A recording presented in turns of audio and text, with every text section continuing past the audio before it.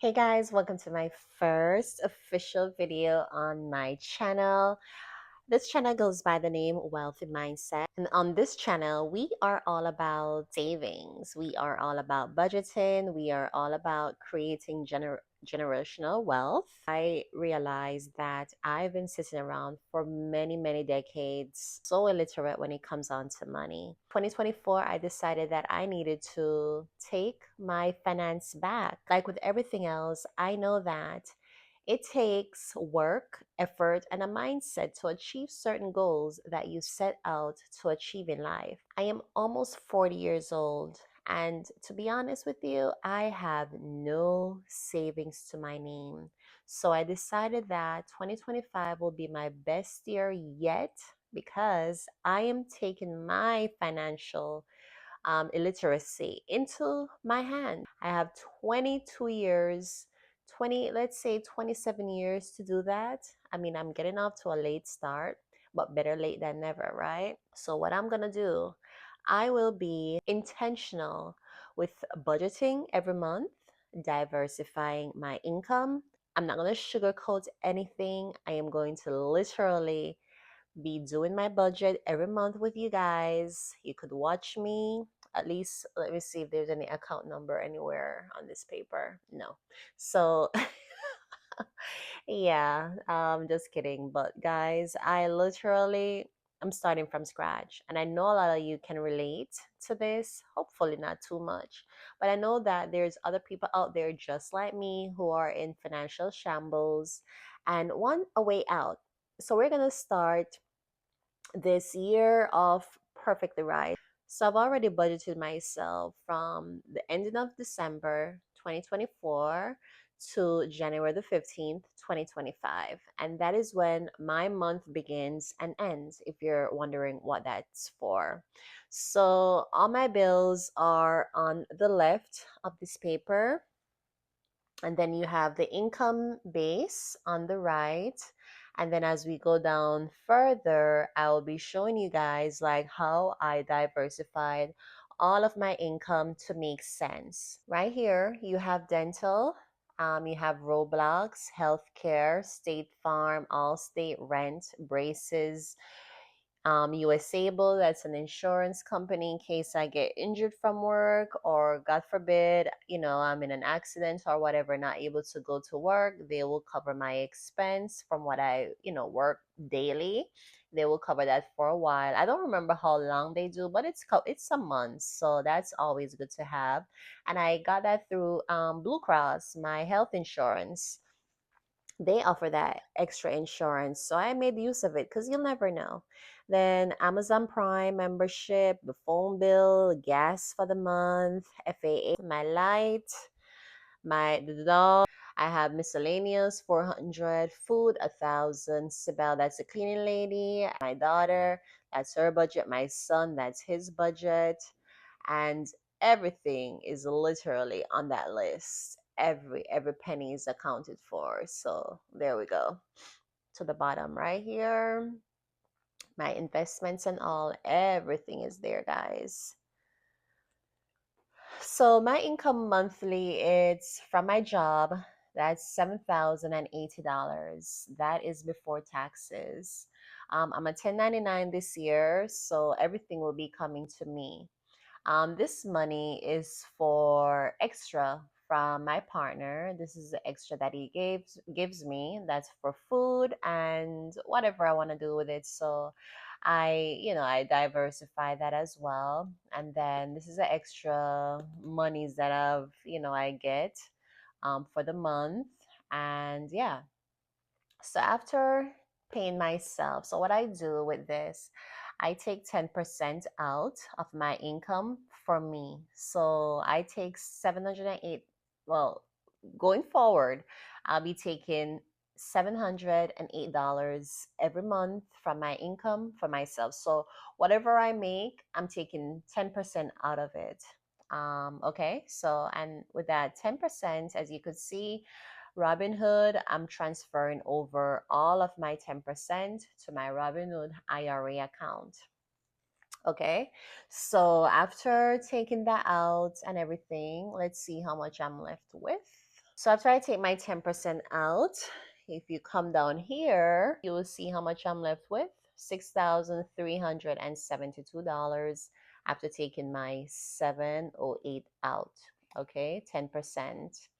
All right, so after taking that out, so left with 6372, this is what all the bills come to. Everything that I calculated, this is what it all comes down to. See, everything from to my kids, this is what's left. This is what everything um, comes to for bills wise. And then as you could see, I have $846 left after bills from my own income. So what I did was I tallied everything up, every extra that I am getting per month. So 2496, that is what I am left with. So guys, the beauty about this is that I do not have any more debt. I made myself a promise that I wasn't going to go into 2025 with any sort of debt whatsoever. So I just sacrificed my Christmas bonus and put it towards all my debt. And also with that, I managed to put some to my rainy day fund. I credited my rainy day fund with $1,000, and then I also open another account and I just put $100 in there. So, in total, I put away $1,100 from my bonus and paid off my debt. And that's where my bonus went. Okay. So, let's see now. How did I spend the rest of the money? So we're calculating 1,400 plus 250 plus 846. That came up to 2,496. And mind you, I already took out 708 as the first thing. So I don't even calculate it in anything else because that's me paying. Is that just me going to work every day? And that was my reward, the 10%. And how I found out about that concept, I read the book, The Richest Man in Babylon. Where that book is, I think that book is in the storage right now. If I had it on me, I'd have showed it to you. But that book really, really changed my perspective. It was recommended to me by a friend, and that book really, really changed my perspective about money. So if you're interested in learning about how you could go about, creating generational wealth and setting yourself up for the future, check out The Richest Man in Babylon. That's one of his first steps of creating wealth. Pay yourself first, no matter what. Pay yourself first, and that would be 10%. So I don't even calculate it, I deduct it from this. So just imagine that 708 to my IRA. Okay, and that's tax free IRA. If you max that out every year, 6,500. And when I calculated it all, it's over the amount, but it's all good. At least I'm paying myself and it's going where it needs to go, and I am so happy for that. All right, so let's get down to the nitty-gritty of it all. So 2496. Every month I'm gonna take from that 2496 right here, my emergency fund. I created an account at Santander. What I did, I went on nerdwallet.com. They recommend at least 10 banks with high yield interest savings. I'm not gonna save my money in traditional banks because they don't give you anything back. So I chose this one, Santander Alto, and they are now paying 4.75% interest. So every money that I put in, I get a little extra money on that. So that 1,000 that I put in, they are going to give me $40 on my $1,000. Well, $47 on my $1,000. Okay, so I will be saving $1,000 every month. And if you calculate that, for the year, if I put 12,000 in, they're gonna give me 4.75% on my money. Isn't that a steal? If that's not a steal, then my name is not what it is, wealthy mindset. So that's where my rainy day fund is going. And then I have another account. I call it the tax and the vacation fund. So when I was on W-2, they used to take 250 every 2 weeks out of my income. So I was paying $500 a month in taxes. deduction. So what I did, I created another high yield interest savings account that's paying only $4.50, but it's all good because I want to separate my funds. So what I did was I put in $500 for taxes, and then I have the vacation fund or day off fund. I put an extra $500 in that. So that's where another $1,000 of that money is going. So there you go. Already I'm spending $2,000 on that. Okay. 2000. So now I am left with, let's see, 496. And I just rounded it up to $500. And I am investing in the stock market. I might change these ones soon. This is an ETF. This is an individual stock. This is the Nasdaq, and this is the S&P 500. All the big influence, well, not influencer, all the big money guys, this is what they suggest. This is where they suggest you put your money. If you want your money to grow in 10 years, 20 years, in which that's what I'm aiming for, this is where you want to put your money. You want to diversify your funds into the S&P 500 and the Nasdaq and the Dow Jones, but I didn't put any in that one yet. Wherever I get extra money, I'm going to put it into the Dow Jones, and then I just, found out some new stocks that I want to buy, but those are for extra money that's coming in from somewhere else. I don't know. I'm going to ask the universe to open up another stream of income. And that's why I'm creating this channel so that I could create another stream of income, which is passive income. So see how I wrote down the 500 for the S&P 500. I'm putting 200 into that. For the Nasdaq, I'm putting 150 into that. So everything right there is 350. And this is where the other $100 go. But I'm left with $50 right here. So I put $50 a month in Rivian. Right now, I think they are $11 per share. And then the SCH ETF fund, it's like $28 a share. So I put $50 in there. So by the end of the year, if put in $50, I should have some good amount of shares, into that company. It's like 30, rounded up to $30. At least every 2 months, I'll have like 4 shares. In no time, it adds up. Okay, guys. So then I have $50 left.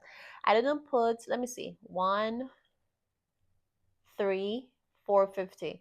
So I have $50 left. So I'm gonna diversify this 50 somewhere else. I got some new names of some stocks that I'm gonna look into, and yeah, I have some of the monies that's gonna come in. I'm just gonna buy some stocks into them with that and not think about it because I was in an accident recently, and I'm not gonna go about buying a car on debt. I'm going to use the money that I'm getting to pay off the car so I don't have any car payment. But that's another story for another time. So, guys, this is a breakdown. And as you could see, all my money it's accounted for. I've already started to spend monies, and these are the bills wherever you see the tick. These are the bills that's already paid. Some of them didn't come up yet, so I'm gonna use the other paycheck that I'm gonna get on the 13th to finish off these bills, like to give my kids the money, because everybody knows the first of the month that's where all the bills come, the rent and everything. So the big bills are kind of gone, and I'm spending from the miscellaneous already, and I'm spending from the food. The cleaning lady didn't come yet, but I think it's less. But I, put an extra $20 here for her, and then I didn't give my kids a $200 yet because, to be honest with you, Christmas they had a nice little Christmas, so. I didn't put it yet, but I'm still gonna give it because they need to save 50. They need to save half of it. I opened up a teen investment account, which is through Fidelity. I'm not getting promoted by any company here. I'm not giving you guys any advice at all. This is just for my purposes and my family's purposes. So I opened up well, my daughter has a CD through TD Bank, which is going to mature and we need to change it So she's gonna go into opening a Roth IRA with her money that's already in her TD CD. So she's gonna open up and for her Roth and use that money to invest into S&P or the Nasdaq, and then I just open up IRA account for my son, and I'm gonna let him use that money. So every month they're gonna have to put half of their allowance into that so that they could start saving and see how they could grow money and all of that. Get them familiar early. My daughter is 16, my son is 13. So, let them start off early and see how money compounds and everything. So, guys, I am going to wrap this video up, but this was such a pleasure to make this video. As you could see, I already deduct 35.18 for food, then another $100.09 for food that was from Walmart, then food again, 36.86, and then I budgeted $60 from the miscellaneous for me, and I already spent $10.50 for the month, and I have 3 more weeks to spend $50, and the most that my food is gonna come up to is $15 because I only buy food once a week, so I might not even, depending on how much I cook, I might not even indulge in buying a meal a week. That's generous of me, but maybe I'll buy something as like some fruits or something extra, and that all comes from the food budget. So I might just go shopping at the end of the month. If I don't spend it, I get to buy a top or a bottom for myself, and buy something if the kids need something, so you never know. I'm just trying to be thrifty, and then I'm from the miscellaneous. I already spent 27.81 and 43 and 669. And I wanted to show you guys something. So I'm not sure what happened. I budgeted $113 for my first payment for my health care because they changed it up and everything, and they only charged me $23. So you know what I did with the $90 that was left? I added $8 for my miscellaneous. I added it down here somewhere already. And I took that $98 and I paid for a course for wealth building because I need to invest in myself. So what I'm gonna do at the end of the year, I'm gonna deduct all these other things. That's why I put a little note to it. I'm gonna calculate them as a loss because I'm 1099 now. So you get your deductions, you get your food and all of that as a deduction. So your gas and all of that. So that's how it's gonna go. And I already spent $100 for gas in 1 week, but there's a backstory to that. So, I have another $150 to gas for the rest of the month, and I'm not going to go over that. Well, if I need to, that's okay, but hopefully I don't have to. So anyway, guys, I'm gonna wrap this little video up. Thank you guys so much for watching. I hope you understood what I'm explaining to you guys here. I would so appreciate if you subscribe to this channel.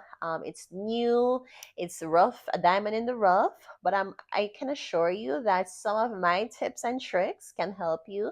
I am not a financial advisor. I'm just a regular girl here in Florida who is trying to maximize her money, put her money, let her money work for her. And yeah, that is just my goal here for this channel.